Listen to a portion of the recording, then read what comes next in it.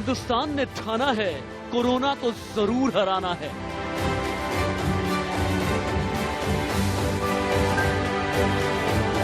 – 2000 में virus via चीन, 2021 में वैक्सीन।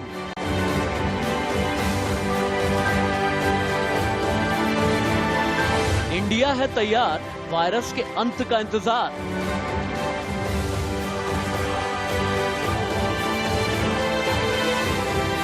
ये हुई ना बात, कोरोना पर अब होगा आघात।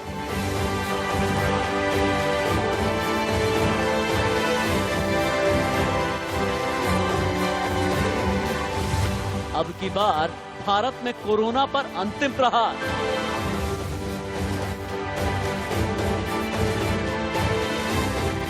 खत्म होगा फियर, वैक्सीन वाला हेल्दी न्यू ईयर।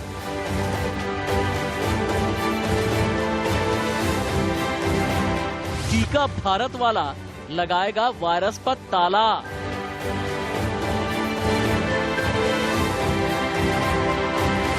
जय भारत, जय विज्ञान, कोरोना से बचेगा हर इंसान।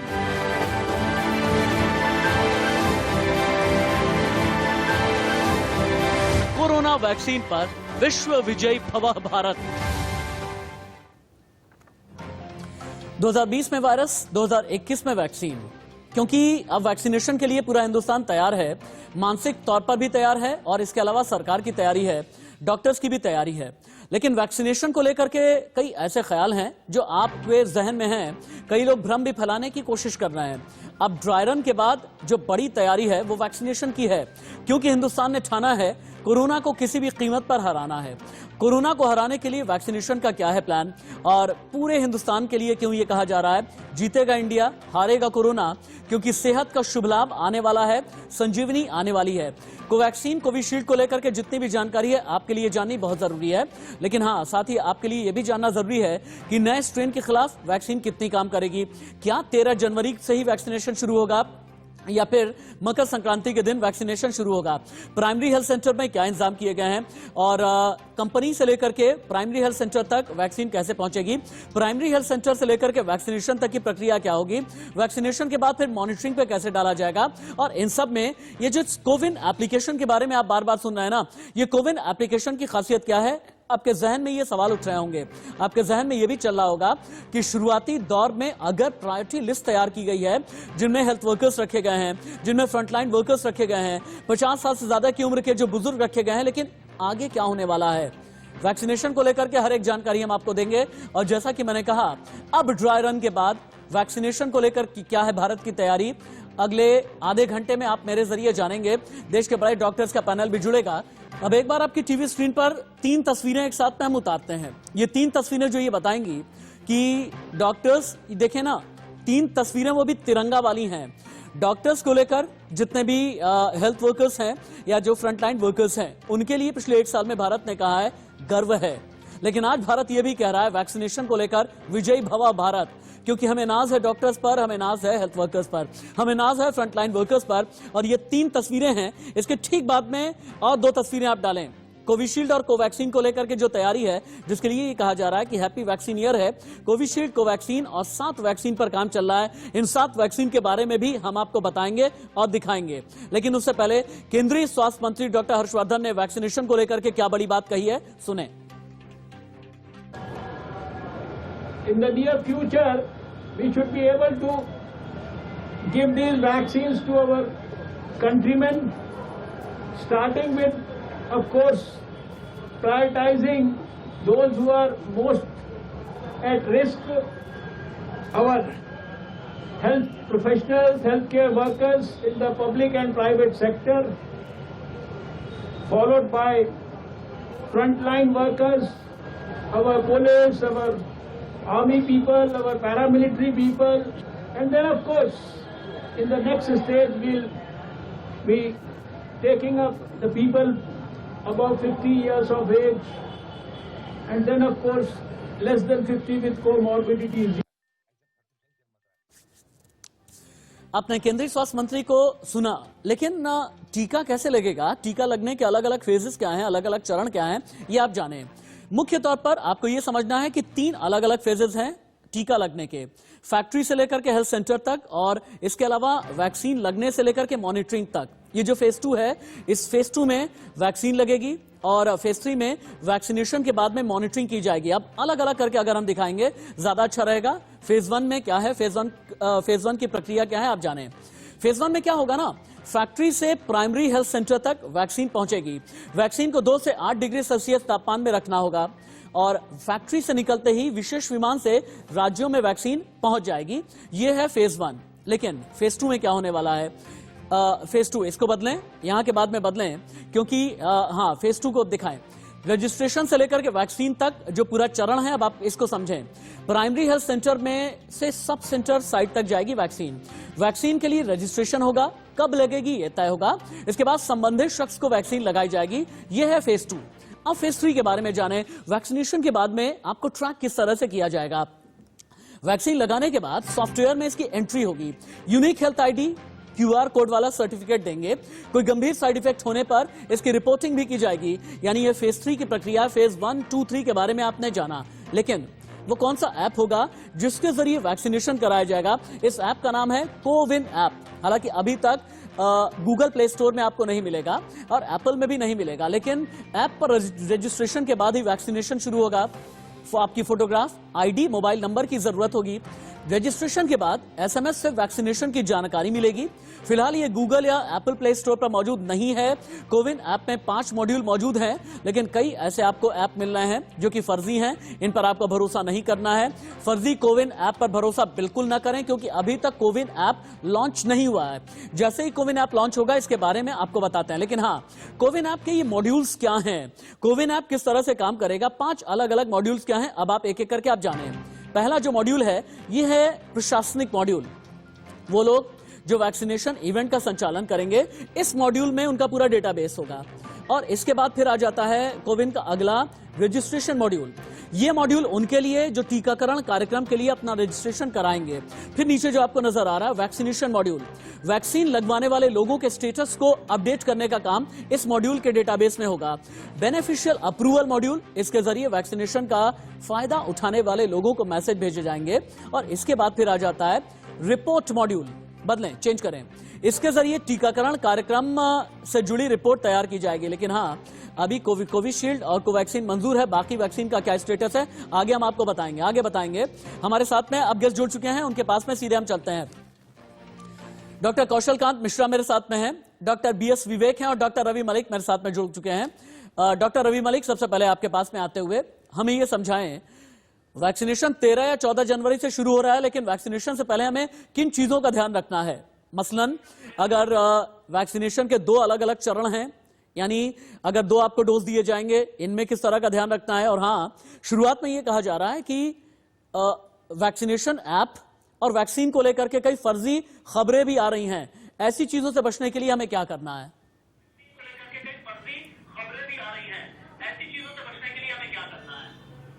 देखिए, सबसे पहले तो हमारे को किसी भी फर्जीवाड़े से बच के चलना है, क्योंकि बहुत सारे ब्लैक मार्केटियर्स और बहुत सारे प्रॉफिटियर्स इसके अंदर आ सकते हैं। फर्जी एप्स बन सकती हैं, फर्जी रजिस्ट्रेशन कर सकते हैं, आपसे पैसे ले सकते हैं। इन सब चीजों से हमारे को बचना बड़ा जरूरी है। तो ये बड़ी अच्छी चीज है कि कोविन ऐप के आप टच में रहिए। आपने बड़ी अच्छी चीज बताई है कि कोविन ऐप के अंदर 5 मॉड्यूल्स हैं। पहला मॉड्यूल ऑब्वियसली आपके काम का नहीं है, क्योंकि वो सिर्फ एडमिनिस्ट्रेटिव पर्पजेस के लिए है, जो एडमिनिस्ट्रेशन करते हैं। उसके बाद ऑब्वियसली रजिस्ट्रेशन का वर्टिकल है, उसके बाद में वैक्सीन मॉड्यूल है, फिर बेनिफिशियरी मॉड्यूल है और लास्ट में रिपोर्टिंग का मॉड्यूल है। तो आप सबसे पहले तो कोविन ऐप जो है उसके साथ में टच में रहें, पहली चीज। दूसरी चीज, जब भी वैक्सीन आप लगवाने जाते हैं तो आपको हमेशा ये ध्यान रखना है, कोई भी वैक्सीन लगवाएं, आधा घंटा आपको वैक्सीन सेंटर पे ही रुकना जरूरी है। वैसे तो पूरी एडवाइजरी भी मिलेगी कि जब आप वैक्सीन लगवाने जा रहे हैं तो आपको क्या क्या एहतियात बरतनी है, क्या है, तो वो आपको पूरी प्रिकॉशनरी मेजर्स और सब कुछ बताए जाएंगे। लेकिन मोटी मोटी हिदायतें मैं दे दूं कि जब भी आप वैक्सीन लगवाने जाएं तो बेटर है कि आधा घंटा आप वेट करने के बाद ही निकलें। उसके बाद में ये भी आप मन में धारणा रखें, चाहे फर्स्ट डोज ले रहे हैं, सेकंड डोज ले रहे हैं, कि कोई भी वैक्सीन बिल्कुल साइड इफेक्ट के बिना नहीं होती है। हल्के फुल्के साइड इफेक्ट्स हो सकते हैं, ये वैक्सीन सेफ है, लेकिन छोटे मोटे साइड इफेक्ट्स हो सकते हैं। तो छोटे मोटे साइड इफेक्ट्स के अंदर यही है कि कभी थोड़ा फीवर आ सकता है, उसके लिए आपको इंस्ट्रक्शन दी जाएंगी अगर फीवर आता है तो क्या करना है। दूसरा, कभी कभी जो लोकल साइड है उसके ऊपर हल्की सी रेडनेस आ सकती है, या उसके अंदर थोड़ी सी टेंडरनेस हो सकती है, या उसके अंदर हल्का सा जिसे कहते हैं कि लालिमा आ सकती है, या थोड़ी सी स्वेलिंग भी हो सकती है। तो ये जो है छोटे छोटे साइड इफेक्ट्स हैं, इनसे हमें घबराना नहीं है बिल्कुल भी। और सबसे बड़ी चीज है, किसी भी भ्रम में नहीं आना, किसी भ्रांति में नहीं आना। अगर कोई डिस्करेज भी आपको कर रहा है कि वैक्सीन ना लगवाएं, उसमें ना आए, तो ये कुछ प्रिकॉशन लेनी बड़ी जरूरी है। और सेकंड डेट का अपना ध्यान रखें, आपको सेकंड डेट दी जाएगी और उस अंतराल में दूसरी डोज लगनी भी जरूरी है, तो आप सेकंड डोज भी लगवा। ठीक है, ठीक है। डॉक्टर बीएस विवेक के पास भी जाना जरूरी है। डॉक्टर बीएस विवेक, मेरे कई अपने जानने वाले हैं जिनके घर पर 50 साल से ज्यादा उम्र के बुजुर्ग हैं, मेरे कई ऐसे जानने वाले हैं जिनमें फ्रंटलाइन वर्कर्स भी हैं। इन सभी का एक सवाल है कि क्या हमारे पास में ये चॉइस होगी कि हमें कोवैक्सीन मिले या कोविशील्ड मिले, और क्या हमें ये जानकारी मिलेगी कि ज्यादा अच्छी, ज्यादा बेहतर कौन सी होगी, एफिकेसी को लेकर, एक्यूरेसी को लेकर, या फिर एंटीबॉडीज डेवलप करने को लेकर? नहीं, ये चॉइसेस तो एज इंडिविजुअल्स हमारे पास नहीं होगा। दैट वो जो पॉलिसी होगी गवर्नमेंट की, वो हमें दिशा दिखाएगी कि हमें करना क्या है। हमारे ऊपर ये होने की संभावना कम है कि हम डिसाइड करें कि हमें स्पेसिफिक वैक्सीन क्या लेनी है। ये पॉलिसी डिसीजन गवर्नमेंट का होने वाला है, किसको मिलना है, कब मिलना है और कौन सा वैक्सीन मिलना है, इसका डिसीजन हमारे ऊपर नहीं होने वाला है। क्योंकि इसके एडवांटेजेस डिसएडवांटेजेस दोनों वैक्सीन के होते हैं, जो दोनों किस्म के या तीनों किस्म के वैक्सीन हैं इस वक्त मार्केट में, जो अप्रूवल हो चुका है। सो उसके लिए हमें फिलहाल तो वेट करना पड़ेगा गवर्नमेंट की पॉलिसी डिसीजंस का। ठीक है। डॉक्टर बीएस विवेक, एक और यहां पर सवाल उठता है कि टेक्निकली हमें थोड़ा सा ये समझाएं कि वैक्सीनेशन की जो स्टेजेस हैं, इसके लिए हिंदुस्तान कितना तैयार है, किस हद तक तैयार है? क्योंकि कहा यह जा रहा है कि ड्राई रन के बाद अब सीधे वैक्सीनेशन पर ही हम आने वाले हैं। इस स्टेज में किस तरह से प्राइमरी हेल्थ सेंटर तक वैक्सीन पहुंचेगी, प्राइमरी हेल्थ सेंटर से फिर उसके बाद वैक्सीनेशन, हमारी ट्रैकिंग किस तरह से की जाएगी, और ऑनलाइन ट्रैकिंग में हमारा हेल्थ स्टेटस किस तरह से ऑनलाइन डेटाबेस में रहेगा? अगेन ये मैं यहाँ पे एक टर्शरी हॉस्पिटल में एज अ सीनियर कार्डियोलॉजिस्ट हूँ। सो हमारे हॉस्पिटल का जो मैं बता सकता हूँ इस वक्त कि हमारे हॉस्पिटल में ड्राई रन्स वगैरह जो हुए हैं, उस हिसाब से even the cardiology team is participating in that. और हम लोग ऑब्वियसली एज बैकड्रॉप में रहेंगे। जो एक्टिव वर्कर्स हैं जिनके साथ ये ड्राई रन किया गया है, उनके साथ ये है कि सारे जो बड़े हॉस्पिटल्स हैं, tertiary care hospitals, they are well designed to tackle about 50 to 200 cases per day of vaccination. अब इसके बाद फिर secondary hospitals हैं और primary health care workers हैं, जिस हर जगह पूरे देश में ऐसी ट्रेनिंग और ऐसा मुहिम सरकार और हेल्थ डिपार्टमेंट की तरफ से चलाया जा रहा है, जिसमें ये ट्रैकिंग सिस्टम अलग है और एक्चुअल वैक्सीनेशन का जो प्रोग्राम है वो अलग है। सो ये ग्रेजुअली क्लियर हो रहा है, बैकग्राउंड पे सारा काम चल रहा है। और इस जो आपके सवाल का आंसर है वो अभी फिलहाल क्लियर नहीं है as for cardiologist sitting in tertiary centre. But yes, जो आप हमारे जो दूसरे स्पीकर्स हैं, I think they'll know better, उनको ज्यादा बेहतर बताओ। डॉक्टर कौशल कांत मेरे साथ जुड़े हैं क्या पीसीआर टीम? क्या डॉक्टर कौशल कांत के पास? ठीक है, डॉक्टर कौशल कांत मिश्रा के पास में चलते हैं। डॉक्टर कौशल, वैक्सीनेशन को लेकर के कुछ ऐसी बातें कही जा रही हैं कि अगर पहले से आपको कोई दिक्कत है तो फिर ये भी आपको डॉक्टर को बताना होगा और तभी आप वैक्सीनेशन प्रोसेस से गुजर सकते हैं। मसलन अगर आपको इससे पहले जॉन्डिस हो चुका है, अगर आपको हार्ट डिजीज है, अगर आप एलर्जिक हैं, अगर इन्फ्लुएंजा वायरस से इससे पहले आप पीड़ित हो चुके हैं, अगर आपको इससे पहले टाइफाइड हो चुका है, अगर इससे पहले आपको ट्यूबरकुलोसिस हो चुका है, यानी जहां पर आपकी इम्यूनिटी वीक है, अगर आप ये जानते हैं तो इसके बारे में भी आपको जानकारी देनी होगी। और अगर पहले से ही आप इस तरह की परेशानी से जूझ रहे हैं तो क्या वैक्सीन को अवॉइड करना है या फिर नहीं? देखिए, ये जो सारे सवाल आपने पूछे ये सिर्फ कोविड वैक्सीन के लिए नहीं है। यह जब हम कोई भी वैक्सीनेशन के लिए जाते हैं, अगर एडल्ट में जाते हैं तो ये सारे सवाल उतने ही वैलिड हैं जितने कोविड के लिए हैं। तो इसको ये ना समझा जाए कि एकदम ये नई चीज है जो सिर्फ कोविड के लिए की जा रही है। जब भी कोई वैक्सीनेशन एडल्ट में होता है तो ये सारे सवाल बड़े वाजिब हैं और पूछे जाते हैं। अगर इम्यूनिटी अगर किसी की कम है, उसमें भी इस वैक्सीन को देना चाहिए। क्योंकि इसमें कोई लाइव वायरस नहीं दिया जा रहा है। अगर हम कोवैक्सीन की बात करते हैं तो उसमें किल्ड वायरस दिया जा रहा है और बाकी जो है उसमें एंटीबॉडीज दी जा रही हैं। तो अगर इम्यूनिटी कम है किसी की तो उसको भी वैक्सीन लेना चाहिए, जिससे कि कोविड के इन्फेक्शन का खतरा कम हो। तो और ये आपने जैसे सुना है कि high risk group, health care के बाद, फ्रंट लाइन वर्कर के बाद हाई रिस्क ग्रुप में जो डायबिटीज है, जिसको ब्लड प्रेशर है, जिसको किडनी डिजीज है, ये सारी डिजीज, यानी कि जिसको भी सिस्टमिक कोई भी इलनेस है, यानी कि उसका इम्यूनिटी किसी वजह से कंप्रोमाइज है, उन सभी में ये हाई रिस्क ग्रुप में आते हैं और उनमें ये देना बहुत जरूरी है। ठीक है। तो इसको बिल्कुल इस तरह से न लिया जाए कि ये डिजीजेज हैं तो आपको ये नहीं लेना है। नहीं, ये डॉक्टर डिसाइड करेगा और इम्यूनिटी कम होने वाली सारी डिजीजेज में ये दी जाएंगी। कुछ चीजें बताना चाहूंगा मैं आपको। इंडियन एयरफोर्स जो है वैक्सीन डिस्ट्रीब्यूशन में लग रही है और इंडियन एयरफोर्स के जो सबसे बड़े बड़े जहाज है C-130J एंड एंटोनॉव 32 कार्गो प्लेन्स लेके गवर्नमेंट ऑफ इंडिया काम में आ रही है। जो रिमोट एरिया है वहां पे एयरफोर्स के एयरक्राफ्ट और उनकी लैंडिंग साइट का यूज हो रहा है। ये मैं वो चीजें बता रहा हूँ जो शायद अभी नहीं पता होंगी। एक चीज और बता रहा हूँ कि दिल्ली एयरपोर्ट में जो स्टोरेज कैपेसिटी है 27 लाख वायल की अभी तक हो चुकी है और एक दिन में ट्रांसफर करने की आप जितनी चीजें कह रहे हैं ना, ये ग्राफिकल इनपुट में हमने तुरंत ही कन्वर्ट कर लिया डॉक्टर कौशल कांत। इससे पहले कि आप तीनों ही डॉक्टर्स के पास में आऊं, शुरू से लेकर के अभी तक एक बार फिर से हम रिकॉल कर लेते हैं कि वैक्सीनेशन को लेकर के भारत की तैयारी क्या है, अलग अलग स्टेजेस क्या हैं। अगर तुरंत ही ग्राफिक्स टीवी स्क्रीन पर उतरेंगे तो हम तुरंत ही दिखा सकते हैं। अब आप ये देखें कि हम दिखाना क्या चाहते हैं। अलग अलग 3 फेजेस क्या हैं, समझिएगा आप। फैक्ट्री से प्राइमरी हेल्थ सेंटर तक फेज नंबर 1, वैक्सीन को 2 से 8 डिग्री सेल्सियस तापमान में रखना होगा। फैक्ट्री से निकलते ही विशेष विमानों से राज्यों में वैक्सीन पहुंचेगी। स्टेट स्टोर से प्राइमरी हेल्थ सेंटर तक पहुंचाने में रेफ्रिजरेटेड वैन इस्तेमाल किए जाएंगे। यानी ये पहला चरण है। अगला चरण दिखाएं। अगले चरण में ये जो 3 आपको जानकारी मिल रही है ना, रजिस्ट्रेशन से लेकर के वैक्सीनेशन तक की ये जानकारी है। प्राइमरी हेल्थ सेंटर से सब सेंटर साइट तक जाएगी वैक्सीन। वैक्सीन के लिए रजिस्ट्रेशन होगा, कब लगेगी यह तय किया जाएगा और इसके बाद संबंधित शख्स को वैक्सीन लगा दी जाएगी। तीसरा, फेज 3 में वैक्सीनेशन के बाद आपकी पूरी मॉनिटरिंग की जाएगी, सॉफ्टवेयर में एंट्री होगी, डेटाबेस तैयार होगा, यूनिक हेल्थ आईडी जनरेट की जाएगी, QR कोड वाला आपको एक सर्टिफिकेट दे दिया जाएगा और कोई गंभीर साइड इफेक्ट होने की स्थिति में आपको बिठाया जाएगा, आपकी रिपोर्टिंग होगी और आगे की जानकारी इकट्ठा की जाएगी। यानी कुल मिला जुला करके ये फेज 1, 2, 3 के बारे में हम जानकारी दे रहे हैं। फैक्ट्री से हेल्थ सेंटर, ये पहला फेज है। फेज 2 में अगर आप आएंगे तो वैक्सीन लगेगी। थर्ड फेज में अगर आप जाते हैं तो फिर मॉनिटरिंग वाली स्टेज आ जाती है।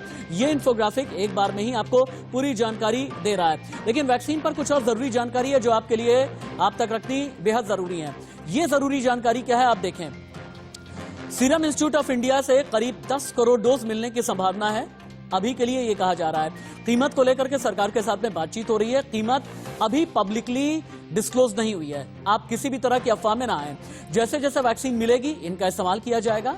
ये एक जरूरी जानकारी है। भारत बायोटेक की कोवैक्सीन ने भी शुरुआती डोज तैयार कर लिए हैं और इमरजेंसी अप्रूवल मिलने से पहले ही अपने रिस्क पर भारत बायोटेक ने करोड़ों डोज तैयार कर लिए हैं। अब तक ये पता नहीं चला है कि किस राज्य में कौन सी वैक्सीन जाएगी, कोविशील्ड कहां पर जाएगी, कोवैक्सीन कहां पर जाएगी। आपके हाथ में ऐसी चॉइसेस नहीं होंगी।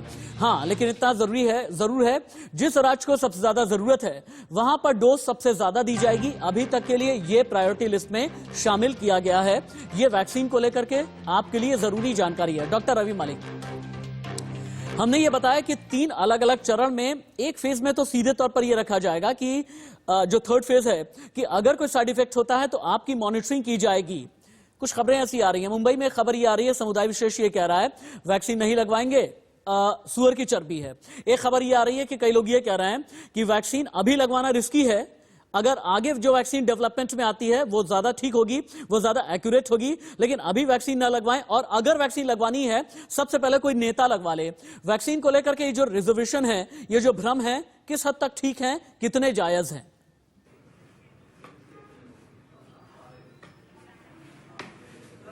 देखिए, जहां तक ये भ्रम का तल्लक है, मैं सोचता हूं ये सारे भ्रम गलत हैं, क्योंकि वैक्सीन्स जो हैं वो ऑलरेडी अपनी ग्राइंड में से आ गई हैं।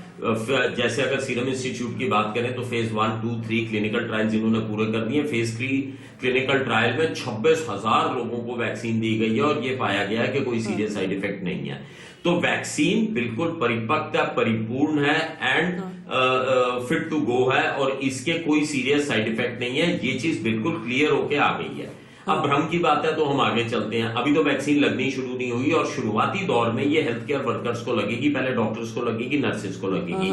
फिर भी अगर कोई व्यक्ति भ्रमित है कि मैंने अभी नहीं लगवानी है, तो वैसे उसको अभी वैक्सीन लगेगी भी नहीं। अभी फिलहाल हेल्थ केयर वर्कर्स या इन सबको लगेगी 1,00,000-2 लाख जो डोजेज शुरुआत में लगेंगी, तो वो भी एक रक्षा कवच की तरह सामने खड़े हुए हैं।